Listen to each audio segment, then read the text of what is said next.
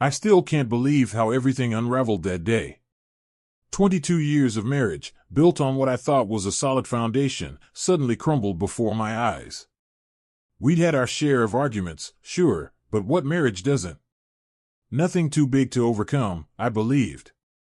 We had a good life, great communication, shared laughter, and yes, even a satisfying sex life. We loved the outdoors, always on the move, hiking, camping, or just taking long walks. We took care of ourselves, worked hard to stay fit, because we dreamed of growing old together, doing all the things we loved when we were gray-haired and slow. And then, this. I worked as a paramedic, and for the past 9 months, my shifts had become unpredictable, filled with more night shifts and extra hours. My wife had transitioned to working from home about a year ago. It wasn't her idea, though. Her firm had shifted to liquid talent, and everyone had to work remotely. She hated it. I remember her ranting about how it would ruin her ability to build relationships with clients, how face-to-face interaction was crucial. She even considered leaving her job over it, so I thought. Funny how that detail became important later, isn't it? Our schedules had always been mismatched due to my shifts. I'd be asleep during the day when she worked, and when I'd wake up to go to work, she'd be preparing for bed. But when our schedules aligned, when we were both off at the same time, it felt like things were normal. We laughed, played around, and enjoyed each other's company. There was no reason to suspect anything was wrong. She'd text me sweet messages during the day, telling me she missed me, or sharing something funny she saw, making sure I had food to eat when I woke up. She was always thoughtful. Or so I thought. Then came the day everything changed. My brother, who I hadn't seen in a while, was in town and came over to help me set up a Chromecast I'd won in a work contest. We were just messing around, connecting our phones to the TV, watching videos, playing music, having a laugh. My wife came out of her office, asking what we were doing. I explained the setup, and casually offered, "Hey, want me to help you connect your phone too?" She hesitated for a second, then gave me this look, like she was trying to make a decision. Finally, she passed me her phone without a word, but I noticed she was texting or checking something on it before handing it over. I didn't think anything of it at the time. My brother and I got to work connecting her phone to the TV, and she asked how long it would take. He said maybe 2 minutes, and she nodded, saying she'd go to the washroom in the meantime. As she walked away, she glanced back, making sure we were just downloading an app. My brother said yes, and she left. That's when it all started. Not even 10 seconds later, my brother had her phone connected. He opened her messages, and there it was, a contact with just a heart emoji as the name. My brother chuckled, thinking it was something between us, teasing me about being cheeky. At first, I thought nothing of it either. I mean, we had a playful relationship, and we'd exchanged flirtatious messages before. But then, my brother started scrolling further, and my stomach sank. These weren't messages between me and her. No, it was something else entirely. She was calling this guy Craig, and that's when I saw it, nudes exchanged. I felt like I'd been punched in the gut. That male extremity definitely wasn't mine. My brother kept scrolling, slower now, reading through every message, and I could see his smile fade. My heart raced, my thoughts spiraled. This wasn't a joke anymore. It was real. The text messages were graphic. The worst part? A message about Craig's body being in my wife's mouth. I couldn't breathe. My brother handed me the phone, his face pale, his laughter long gone. He quickly left, muttering something about needing to go. I didn't blame him. I couldn't even look at him. I grabbed the phone, started filming what I was seeing, my hands shaking, trying to capture this betrayal. And then, just as the bathroom door opened and my wife stepped out, I quickly dropped the phone, ran outside to the porch, trying to pretend nothing was happening. When she joined me, asking how long I'd been out there, I lied. Said my brother and I had just decided to sit outside for a bit. She played it cool, acting like everything was fine. But I could see her relief when she sat down beside me. She didn't know I knew, didn't realize I'd seen everything. I went back inside, hoping to act casual, but when I walked past the TV, I saw she had already disconnected her phone. It hit me like a ton of bricks. This wasn't just a random thing, it was deliberate. I needed answers. I couldn't just let it go. Later that night, I made up some excuse about needing to re-download the app on her phone, something about a problem with the Chromecast. She's not exactly tech-savvy, so it wasn't hard to convince her. I needed to get into her phone again, needed to see more, to understand the depth of this lie. She reluctantly handed me the phone, looking nervous, and told me not to go through anything else. But I had to. And I was about to uncover everything. The truth was waiting. And I had no idea how deep this rabbit hole would go. I stood there, my hand frozen over the phone as I stared at the screen, the weight of the situation crashing over me. How had it come to this? Why was she leaving confidential client conversations on her personal phone? I couldn't help myself, I had to ask. I confronted her, asking why she'd be leaving work conversations unprotected when she had a whole system set up on her laptop. Her response? The system was down, so I had to use my cell. Right, I thought. But what could I say? No worries, I told her, trying to mask the rising suspicion in my chest. I told her I was just downloading an app and would reconnect everything. Then came the question, tossed out in such a condescending tone, should I call my brother back? Do you think you can handle that yourself? I felt the sting of it deep. Was she implying I wasn't capable? Was she belittling me? I wanted to scream, to throw it all in her face. But I just kept my composure, replying that if I had any problems, I'd call him. But I didn't, did I? And there it was. That moment, that crack in the trust one had so blindly held on to. Up until then, we never snooped on each other's phones. We trusted each other, completely. I knew her password, she knew mine, no questions asked, no need for secrets. But something inside me twisted as the thought grew, and I realized this was no longer a simple issue. Something was off. I hadn't questioned her before, and maybe that was my mistake. She worked from home, sure, but it wasn't like her to be so protective of her phone. Maybe it was just work, I thought, maybe she needed to decompress after a long day. But no, turns out, the real decompression was happening with someone else. The gut-wrenching reality hit me like a tidal wave. Right under my nose, while I was working my butt off for us, saving lives in the early hours of the morning, she was with him. Right as I was asleep, unaware, my own wife was in another man's arms. I felt like a fool. How had I not seen it? The proof was right there, staring me in the face. My stomach churned with disgust as I scrolled through the messages between them, realizing that it had all started more than a year ago, last May. I didn't waste a second. I screen recorded the conversation, carefully pausing to read every word, every text.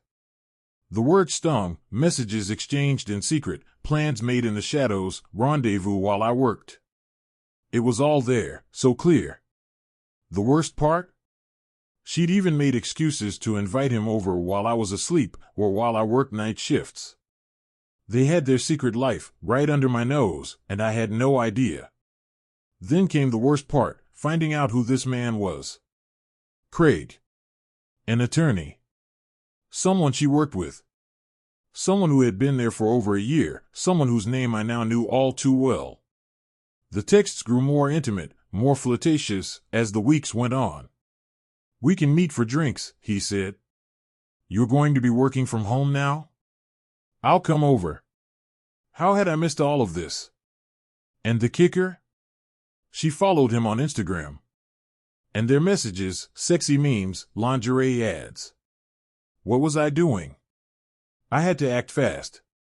I saved everything, videos, texts, evidence. I deleted it from her phone, sending it to myself before erasing all traces. My heart was pounding as I tried to stay calm, pretending everything was fine when she asked if I was okay. Yeah, I figured it out, I lied, walking back to the living room. But inside? I was falling apart. Now, here I was, days later, trying to pick up the pieces. I needed a plan. I couldn't let her take everything from me. I didn't want to get screwed over, not with the way things were going. She worked in law, she had connections, people who could tear me apart. So, what was I supposed to do? At least now, I knew why her texts had been so enthusiastic during my night shifts. I had to laugh bitterly, because in some twisted way, she had packed my lunch, just not the kind I was expecting. Maybe next time, my Chromecast would come with a disclaimer, warning, family secrets may be uncovered while streaming shows. Update, D-Day +7. I met with a lawyer. Before I dive into that, though, I need to thank everyone who reached out. The advice, the tough love, it was all what I needed. And then, my brother, my rock. He's been a huge support system, reminding me that things were about to get real. He brought up something I hadn't thought of, a couple we knew through my wife's work. They ran their own law firm, and I thought maybe it was time to get them involved. So, I reached out to the husband and laid everything out. Told him to keep it between us, not knowing where my wife stood with the wife of the firm.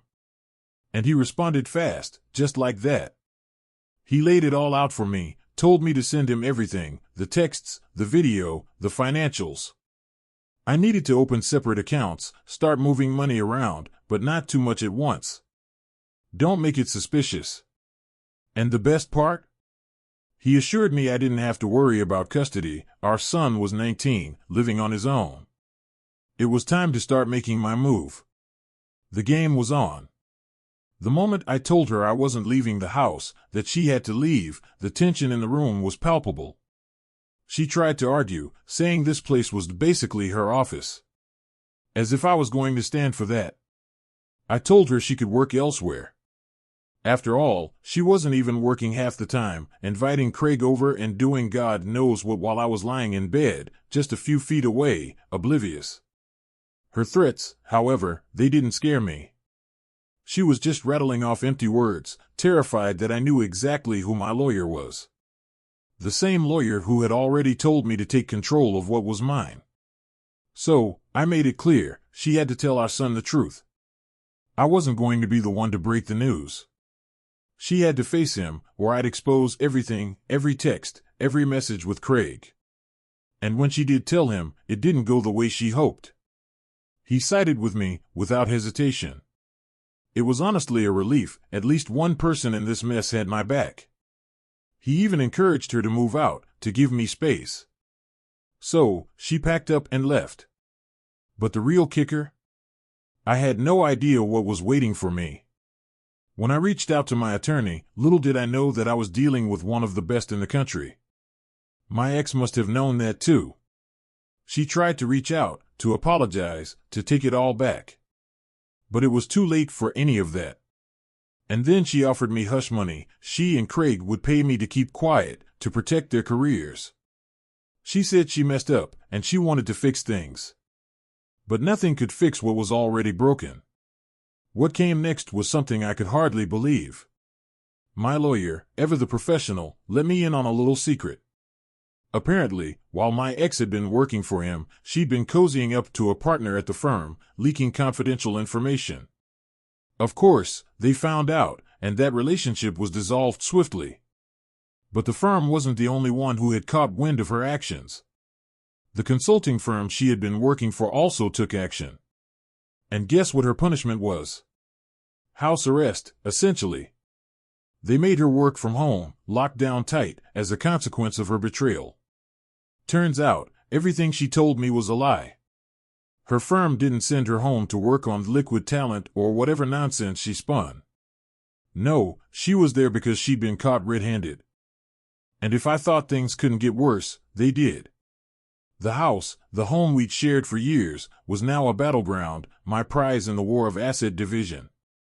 But let's not get too melodramatic. I had the upper hand. No debts, separate investments, and the house, the one thing we both valued, was now mine. She tried to cling to the idea of getting back together, but I wasn't having it. My attorney was now the only one she could communicate with, and the weirdness had reached a point where we both knew it was over. But that wasn't the end of it. My ex lost the contract with the firm, and rumors spread like wildfire. It turns out she'd been breaching attorney-client privilege, leaking sensitive information to other attorneys. How did she think she could get away with that? The legal community was buzzing with stories of her unethical behavior, and soon she found herself under investigation. That's the part I'm finding hard to stop laughing at. She did it to herself. Now, I have the house, the peace of mind, and the best son I could ask for. I'm free of her, free of the mess, and moving on to a better chapter. The house is mine, and the truth has come out. No more lies. No more games. And no more Craig. This is my time. As for her, well, let's just say she made her bed, and now she's lying in it, under investigation for breaches she could have avoided if she had just played it straight. And here I am, standing tall, my son by my side, and a life ahead of me that I can finally call my own. I got the house. I got my peace. And in the end, I guess I got lucky. The house might be the only thing left standing in this mess, but that's all I need right now. I'm out of the drama, and if there's one thing I've learned through all of this, it's that some things are worth fighting for. So here's to fresh starts, clean slates, and the next chapter. Let's just hope the only drama I have left is the one I create with a remote control. Because this whole family